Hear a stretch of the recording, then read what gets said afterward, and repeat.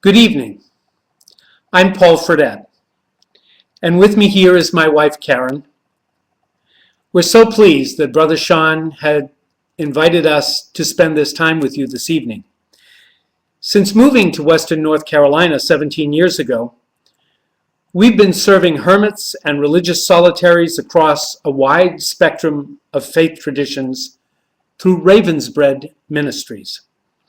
This evening, we'd like to share with you some of how we began this ministry and why we believe this way of life plays such a crucial role in the religious experience of people around the world. Probably nothing prepared us more to consider this ministry to hermits than Karen's own 6 years spent living as a hermit in West Virginia. But Karen, before that experience, you had lived as a poor Clare nun for 30 years in a cloistered monastery. Can you describe for the viewers this evening what led you to the monastery at the tender age of 17 and what that experience has meant to you for such a significant portion of your life, 30 years? Well, no one goes to a monastery unless they are called. The people who aren't called are sifted out very quickly. I experienced this call at an unusually young age. I wouldn't recommend that anyone go to a monastery at 17 now. But for me, for some reason, it was the right thing to do. A call is a call from someone. For me, a call from God. A call from a God who I wanted to have me, wanted to become more close with, to experience as a friend, as a daily companion, eventually as a lover. Our monastery was designed to make prayer the primary purpose of our life. We followed the liturgy of the hours, which almost all cloistered communities did, which meant that we gathered in the chapel as a community to pray for morning prayer, evening prayer, night prayer, and an office of readings, which enabled us to become very familiar with the scriptures throughout the entire liturgical season. In addition, our particular community was committed to having at least one sister in the chapel praying 24 hours a day. We were assigned an hour during the day and a 2-hour period during the night. I think I really loved those nighttime hours of prayer. There was something romantic, almost, about being there in the quiet, the deep quiet, the darkness, the sense of being awake when the world around you was asleep, and praying for them, as a mother prays over the child who is sleeping in the crib. We had an apostolate that reached out for the entire world, not just a smaller group if we were teaching or nursing or doing social work. We had a sense of connection with the needs of the world, with the cry of the poor, with those who required compassionate care. And our prayers cradled all of them in our hearts. Our day didn't consist only of prayer. We had a balance. The Latin term is ora et labora, prayer and work. And so our communities, as a community, we had our daily chores that were assigned. I spent many years as a cook. I was also assigned to look after the newcomers to the community. For 9 years, I was novice director. At the same time, we had a rule of silence, which required that we not just chatter during the day, but at the same time, we didn't have sign language, which many people have asked me about. We figured that that was going to be more distracting than a short sentence when trying to explain to a sister who was working with us what needed to be done.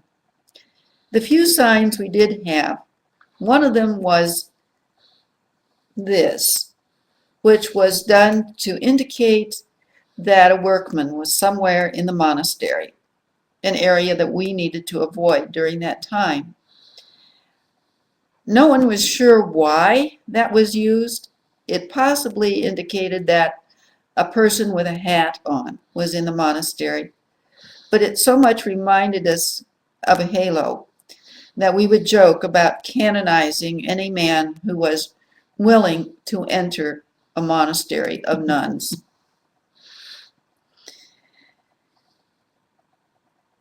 During the years that I was there, I was always almost elbow to elbow with the other sisters.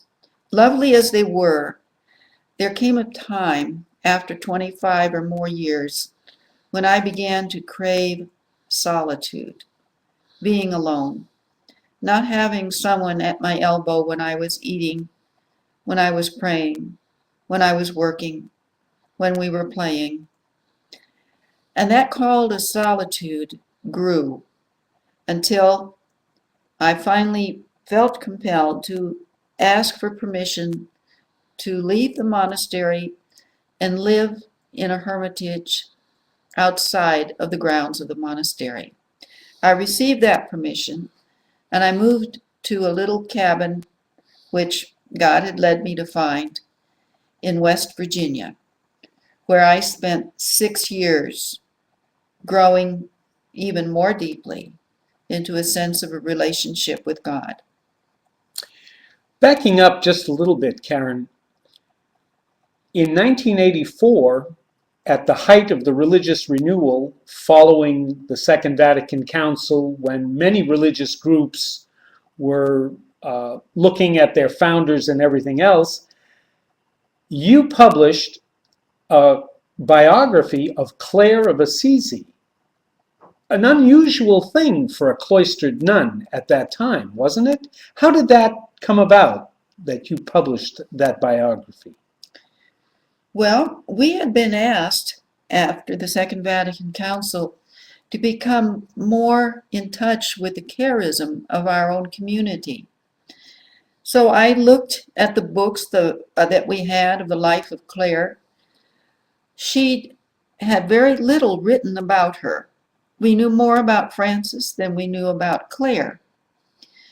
So I began to do some research. Fortunately, I was able to get in touch with people who had recently come up with new documents about Clare and Francis, and I was able to get copies of these sent to the monastery, since of course I couldn't leave the monastery to go to Assisi and do that my own research. As I gathered these, I began to realize that there was a whole understanding of Clare as a woman of the 13th century that we were not very much aware of.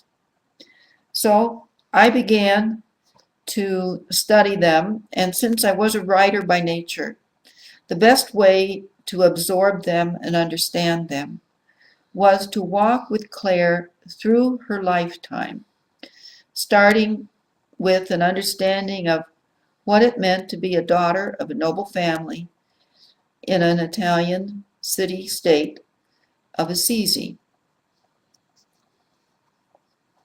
That was a project that, in the long run, took me 10 years, in part because I had my other assignments. This was something I was allowed to do on the side. And the early part of the biography was actually written by hand, because I could only work on it after night prayers during great silence. when I couldn't use a typewriter. It sounds like you didn't really receive a whole lot of overwhelming encouragement on this. I don't know if anybody really thought I could pull it off, but I worked on it, and every chapter was read by a sister who was a student of Clare, and she encouraged me. And so by the time I had finished it, I was able to submit it to a publisher, and much to my delight, it was published. It came out in 1984. It went through 2 editions. Karen, could you just give us a couple of incidents, maybe from Clare's life, that impress you the most and have stayed with you over the years? Well, there were many stories that I loved about Clare. I think everybody would be impressed with her tenacity, her willingness to go against her own family. When she first knew about Francis, she was fascinated by his ideals of devotion to poverty, to living the simple life. And she would go out accompanied by her chaperone, for she was a proper young lady, to visit with Francis, until she finally realized that she had to follow his way of life. Francis talked with their bishop and got permission to receive her. She knew she'd never get permission from her family. So she, on Palm Sunday night in the year 1212, she waited till her family was in bed. She quietly crept out of her home, out of the city through a side gate, and down into the Umbrian Valley, where the brothers were awaiting her with lighted torches. They conducted her to Our Lady of the Angels, where Francis was waiting to receive her. With the bishop's permission, he received her into his order, heard her vows to give her life to Jesus, and then did this most significant and necessary step. He cut off her long blonde hair, which was a profound sign of her dedication to God. When her family realized that she had left their family home, they went after her, her father and his uncle and her uncles, who were all knights. They found her in a Benedictine monastery where Francis had very wisely taken her for protection. Good move. They called Clare to come out, to come home. They wanted to marry her off to make the family fortunes grow. She came out, she said, "No, I'm dedicated to Christ." She swept the veil off her head, and they saw her shorn hair, which in those times meant she was the equivalent of spoiled goods. She could no longer be married to anyone. So they left her, and Clare went to find her home in the little chapel of San Damiano. Her own sister, Agnes, joined her very soon. Within time, after her father died, her mother joined her, as well as relatives and friends from around the area, until there was a large community of sisters, almost 20, living there. She felt that they were dependent on God for their resources and did not accept money, though she would accept alms and goods. But one day, there was only half a loaf of bread left in the monastery. Sister Cecilia went to Clare in great frustration because she was in charge of putting out the noonday meal, and there was nothing there. And in addition, there were friars knocking on the front door, asking for their turn, asking for some alms from the sisters. Clare said that Cecilia was to give half of that half loaf to the brothers, take the rest into the refectory where the sisters were waiting, and to start slicing off generous portions. Well, Cecilia, as many of us would, started grumbling under her breath, but did as she was told.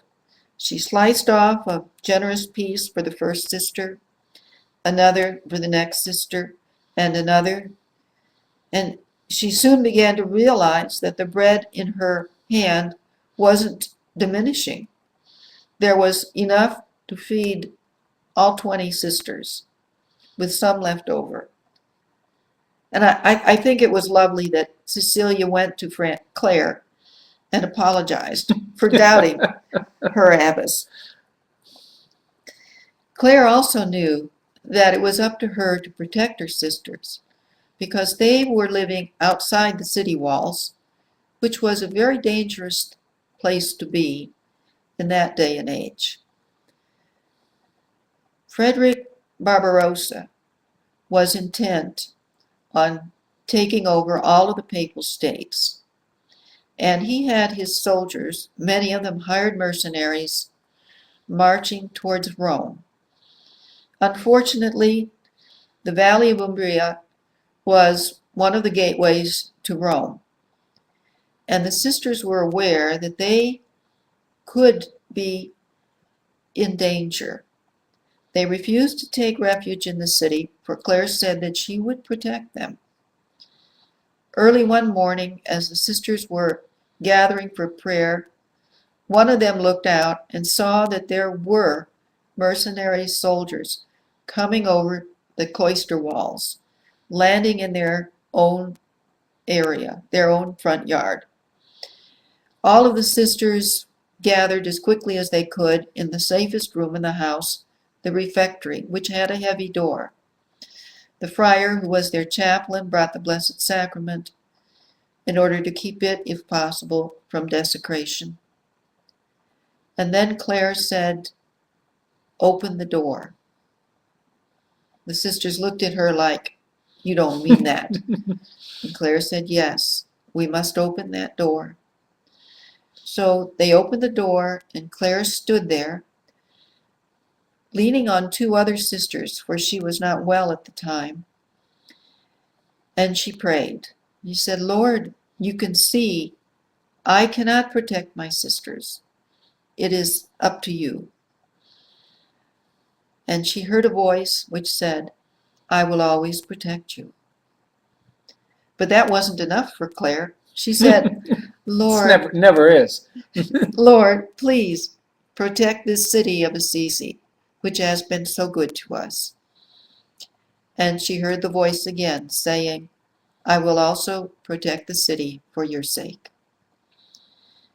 As the sisters were peering around behind Clare, to their astonishment, mercenary soldiers turned tail, climbed back over the walls, and by the time the morning sun had fully risen, they were gone. The city was saved. The sisters were saved. Another story that I love about Clare was when she was towards the end of her life, and she was ill in bed. It was Christmas Eve, and she could not join her sisters for the prayer celebrations in the chapel. She told them, "Go, do you and I will pray here." The Lord took pity on her loneliness, and somehow she was able to see and hear the Christmas Eve celebrations that were taking place, not in her chapel, but at Our Lady of the Angels, where the friars were, which was several miles across the valley. So that when the sisters came back to her, she said, "Well, you left me all alone, but the Lord made it possible for me to take part in the celebration." And that is why Clare has been named Patroness of Television. You know, Karen, it's so interesting that people around the world of all faiths and of no particular religion at all know the figure of Francis of Assisi. They know about Francis and they admire him and everything else, but so few people actually know about Clare. However, in a lot of the recent biographies or motion pictures especially, uh, there's almost a suggestion that there was this romantic relationship between Francis and Clare, and yet there was almost 20 years difference between the two. What exactly was the relationship between Francis and Clare? Well, we had Clare at 18, Francis in his middle 30s, and I have to say that the relationship between them was a very warm, a very human relationship. It was a very deep one. Clare regarded Francis as her mentor, as her teacher, her father in God, as she often wrote when writing of him and of their relationship. Francis was a poet at heart, and he looked at Clare as the epitome of his Lady Poverty.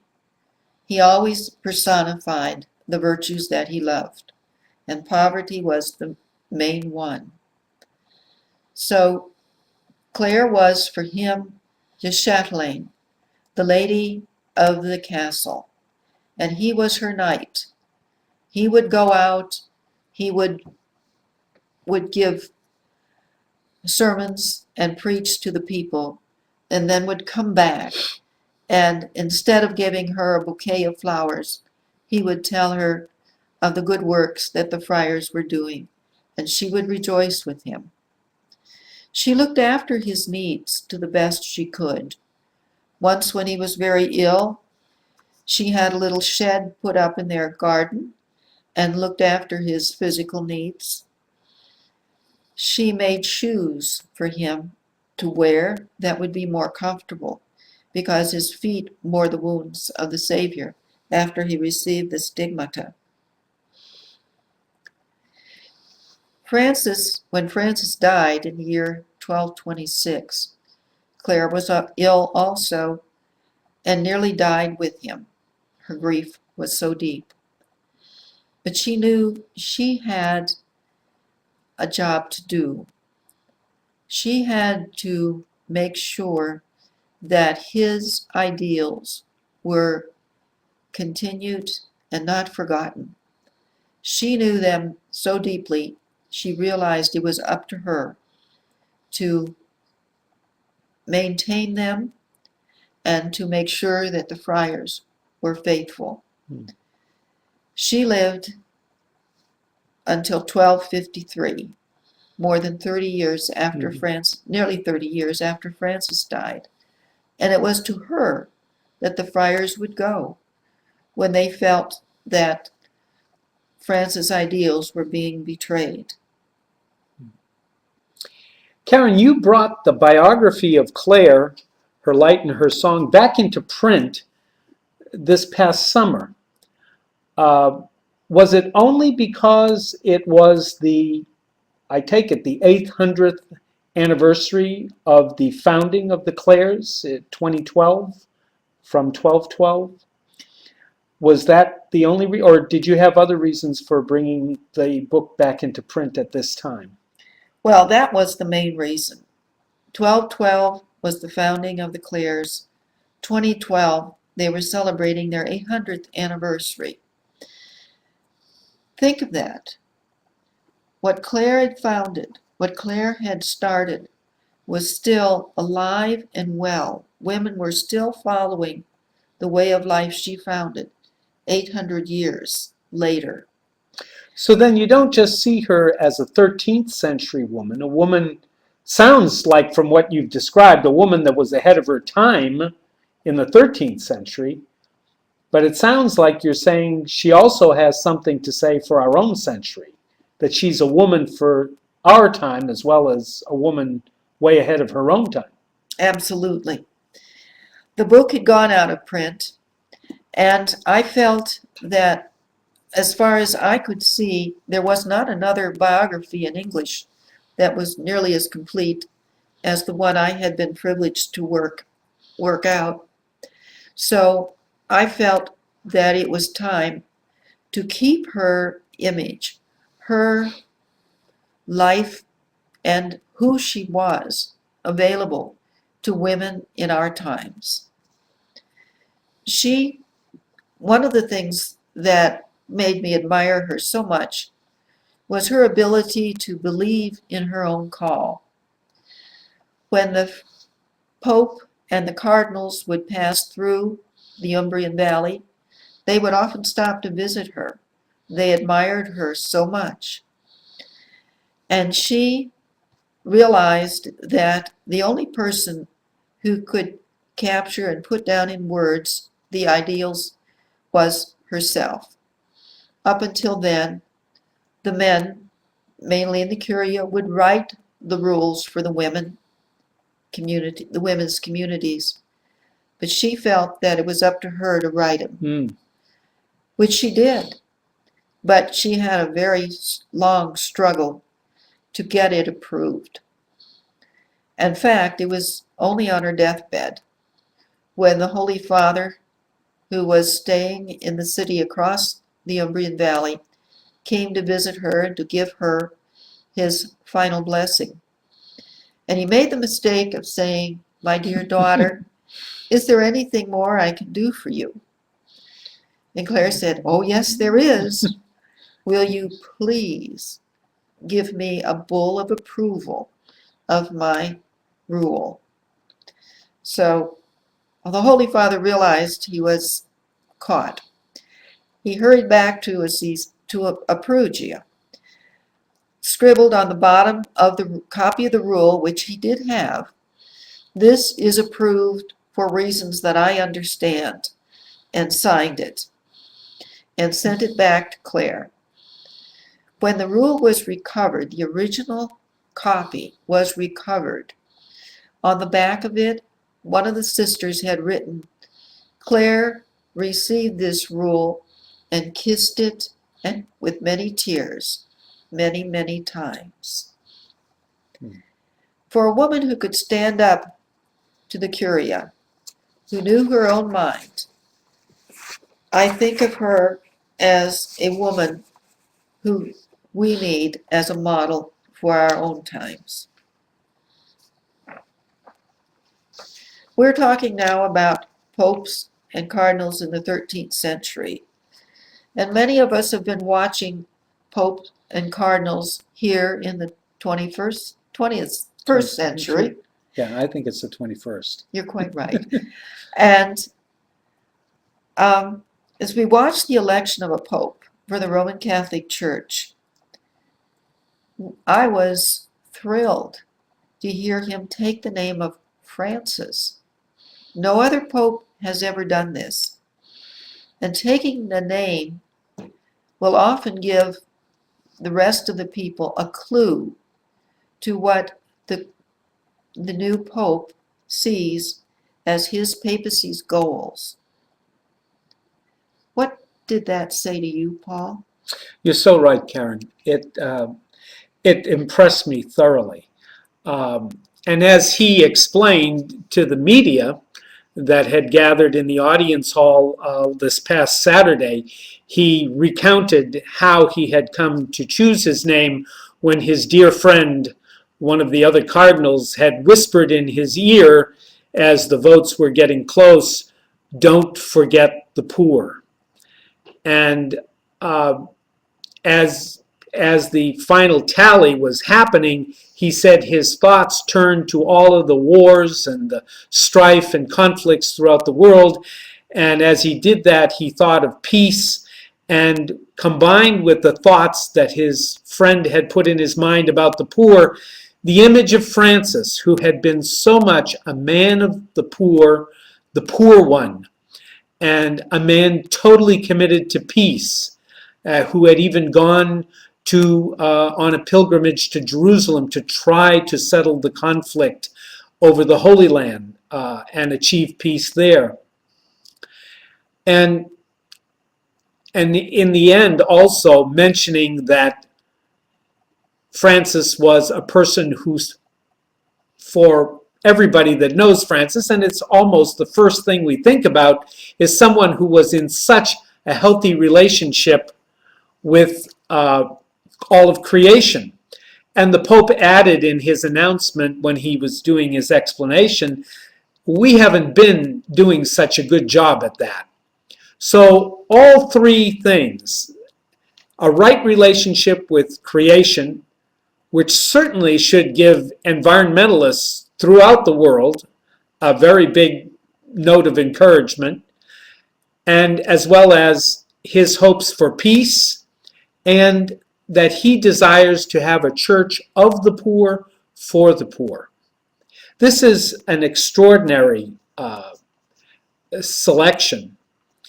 As I was listening to him, I also heard him say in jest that some people had suggested that he take the name Hadrian because the church needed reforming, and apparently Hadrian VI was a big reformer.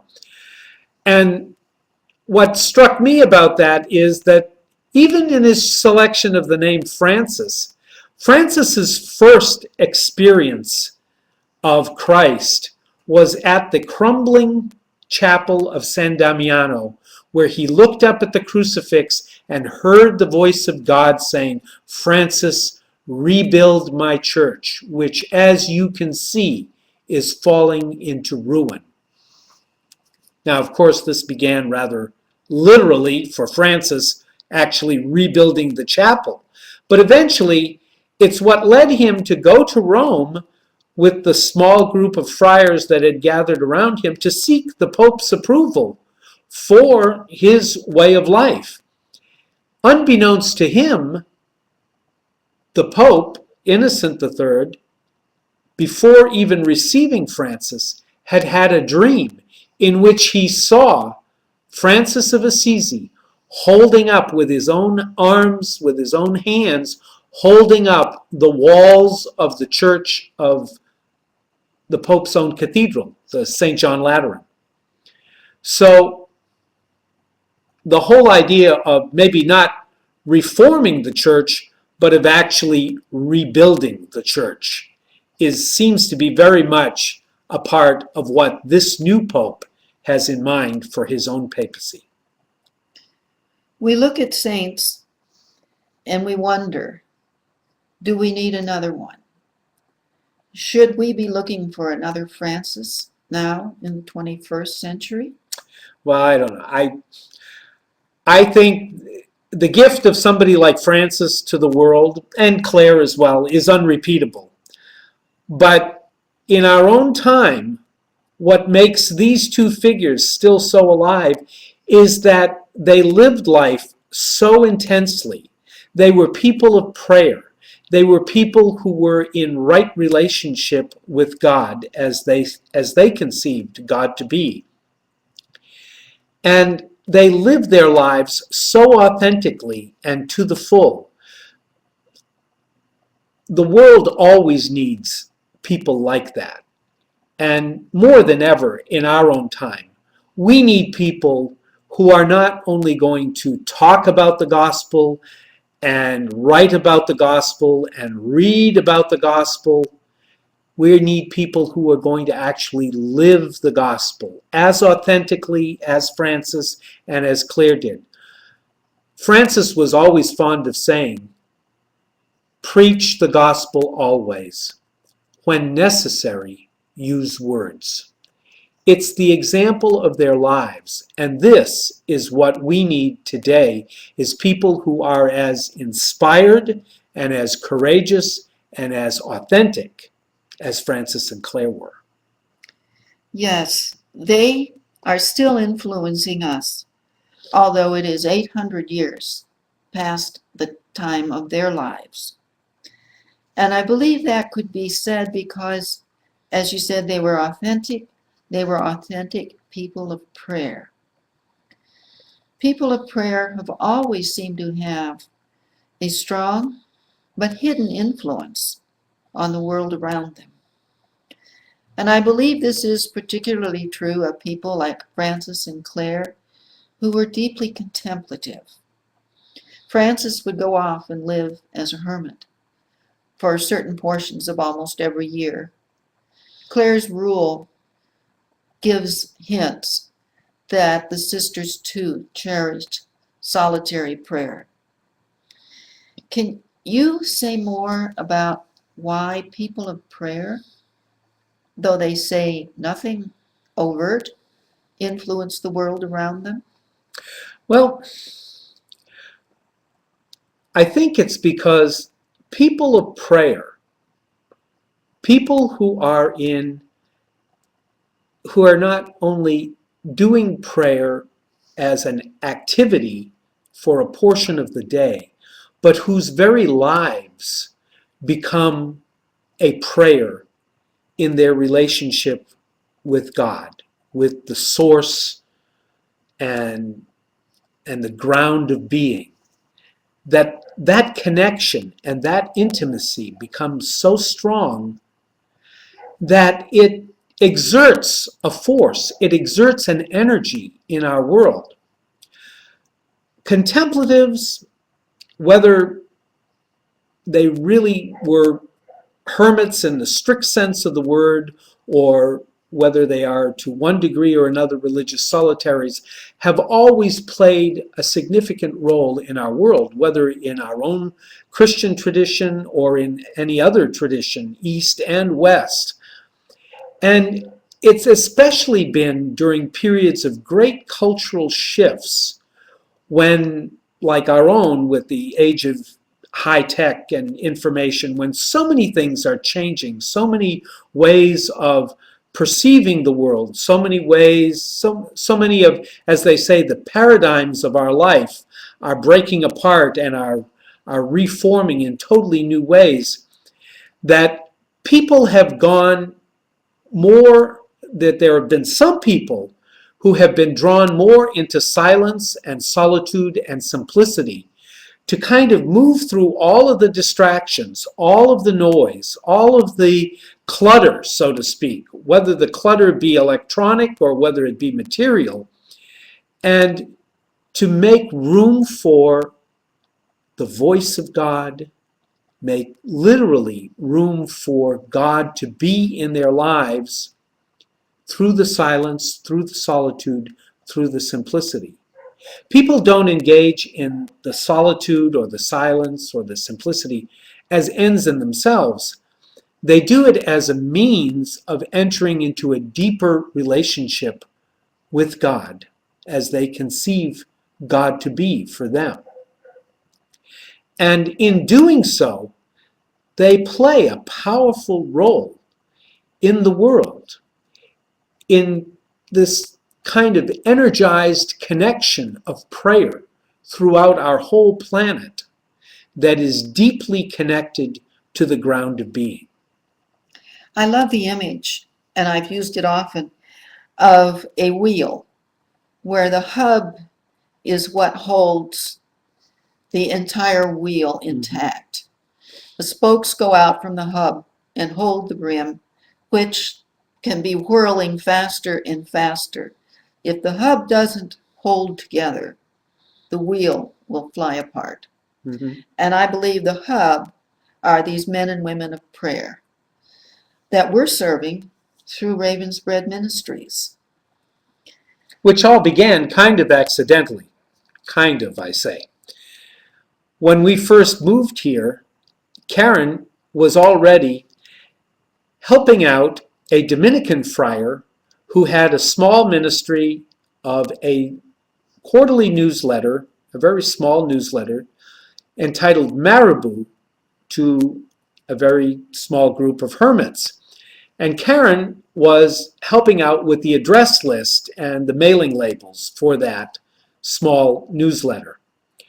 Well, in 1997, Father Jagot, Bede Jagot, a Dominican friar, was reassigned to another ministry, and Karen and I were approached about taking on the responsibility of doing this newsletter for the Eremitic community.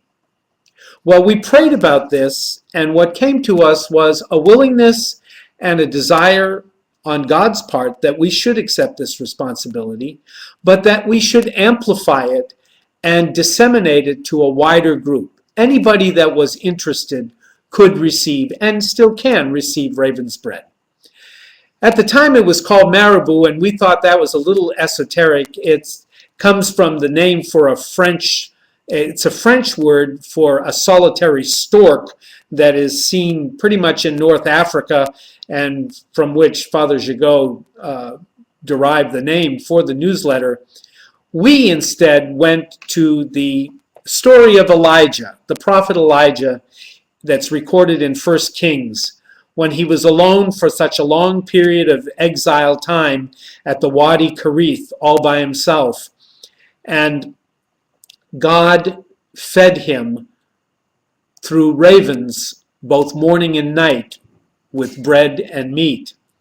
And so we decided on the name Raven's Bread, food for those in solitude.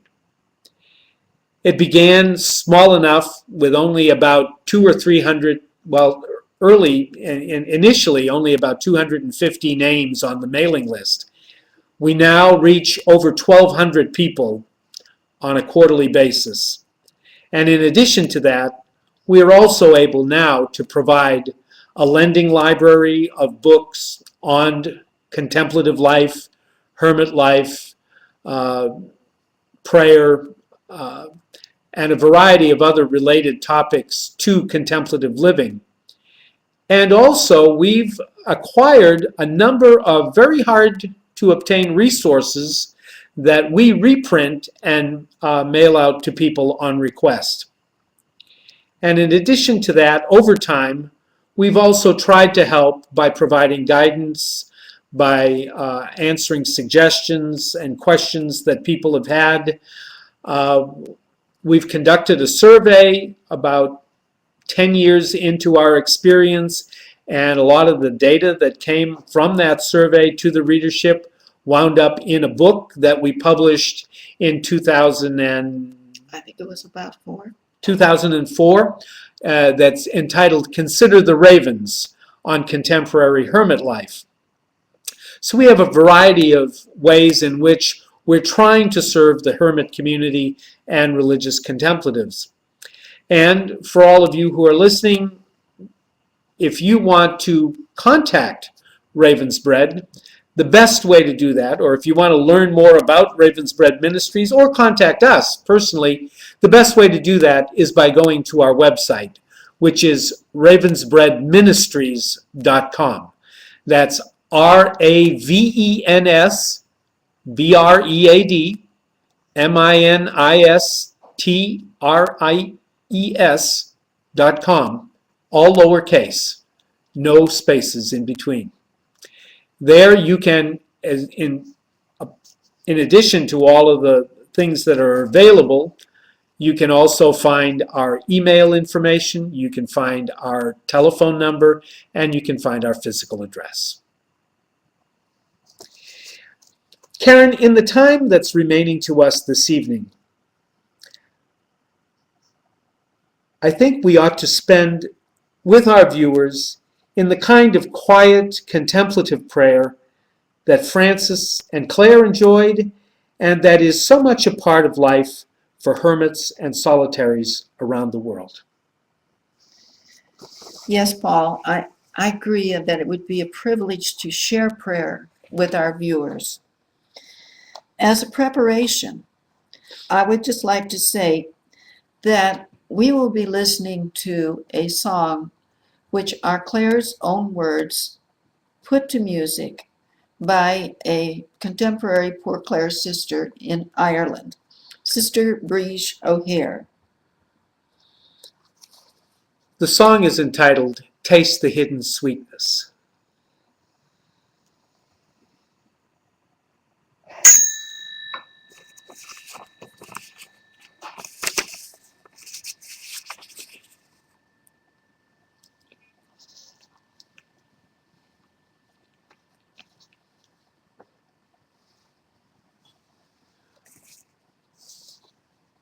We light a light in the name of the one who creates life, in the name of the Savior who loves life, in the name of the Spirit who is the fire of life.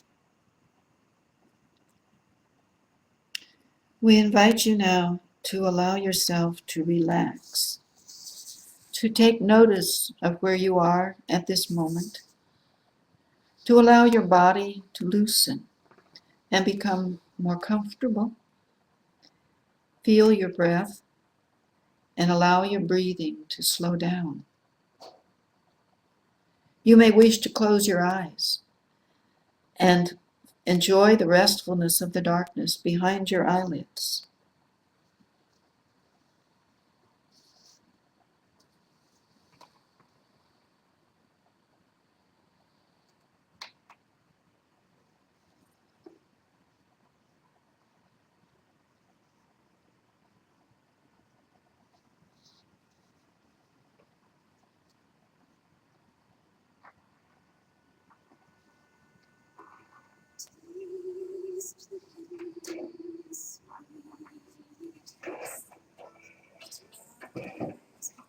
In your heart, which God has kept for those who within.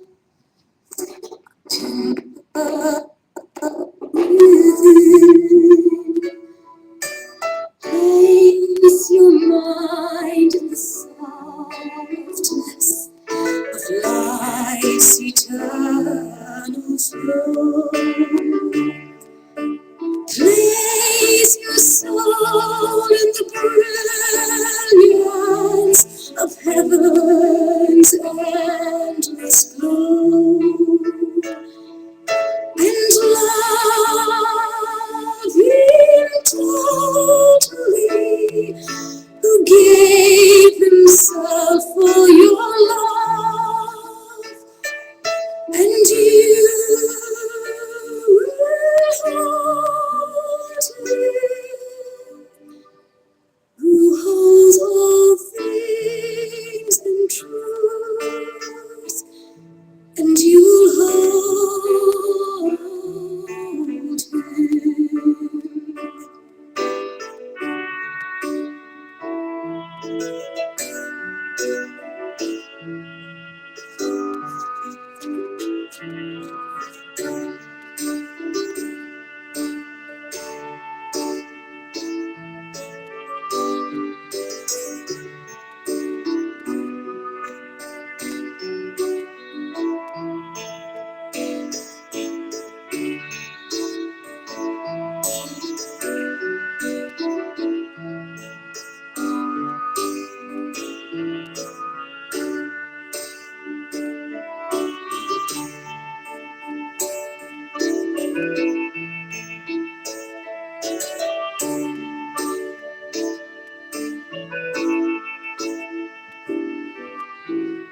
Cling to His sweet mother,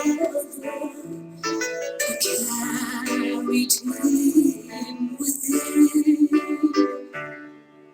Though all the heavens are too small, your body is His own.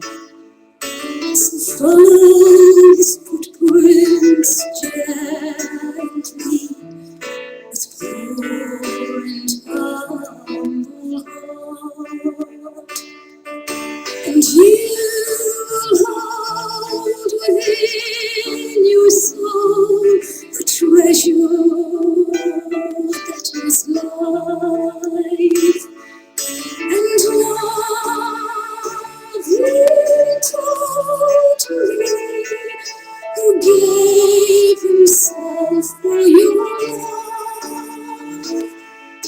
and you will hold Him,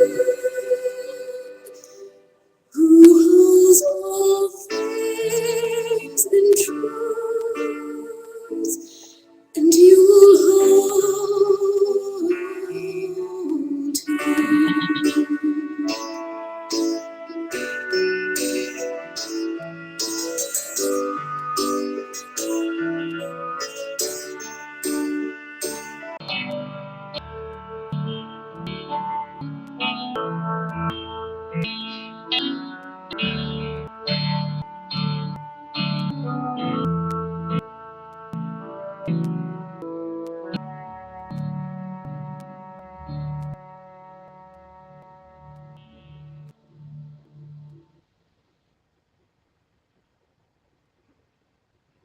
As I listen to these clips, which I hope you are to scout to extend, the word woman is in love with God as her lover.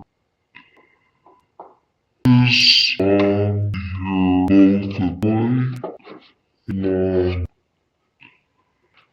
and it reaps me of Psalm scripture, Psalm for you.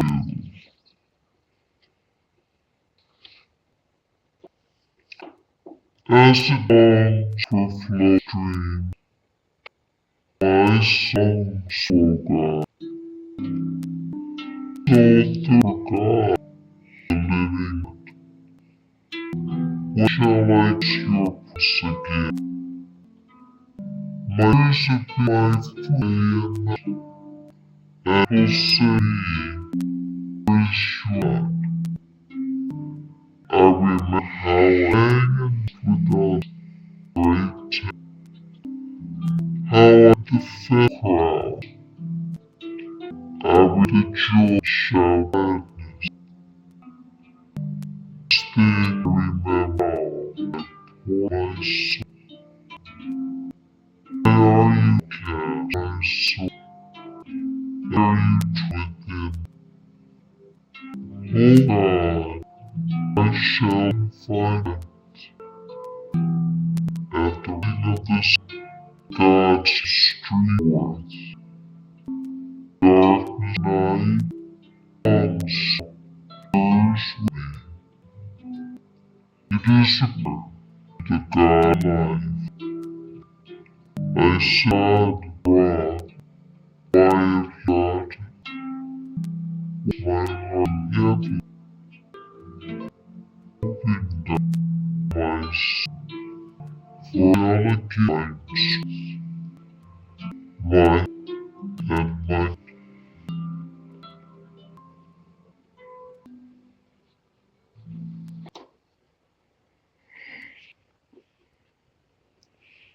Influence, whatever the heart moves, gives for the that this has been us, and pray the light world.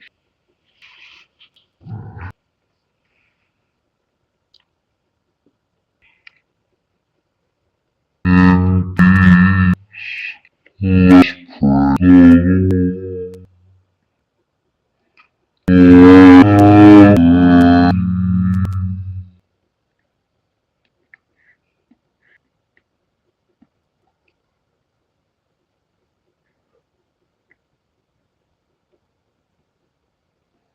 Morning that is fed, holy, peaceful without him, let us pray the Lord.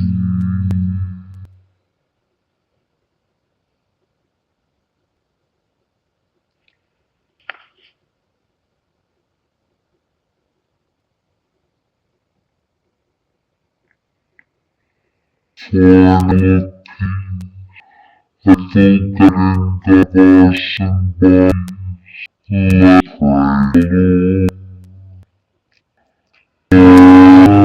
Lord.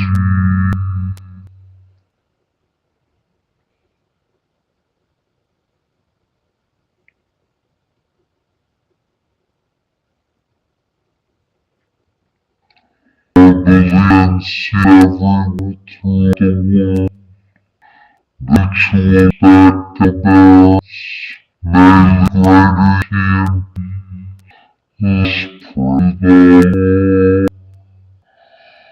Lord have mercy.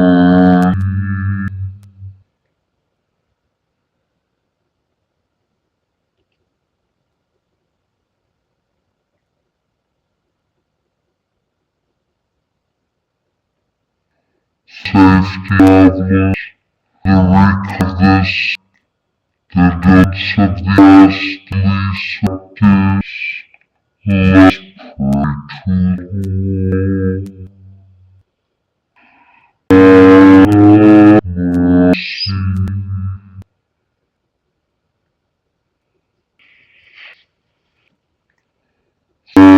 commends our prayers for families and being from anxiety, living health, let us trouble.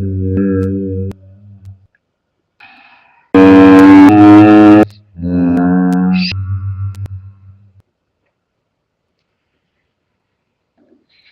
You and I too.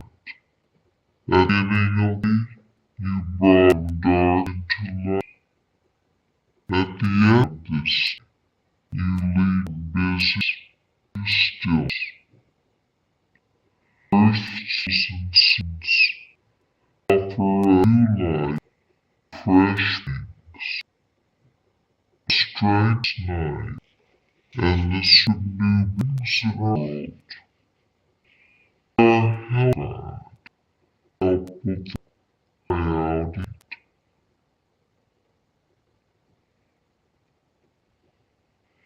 The real pitch to this time this for Karen and we want wish all of blessing.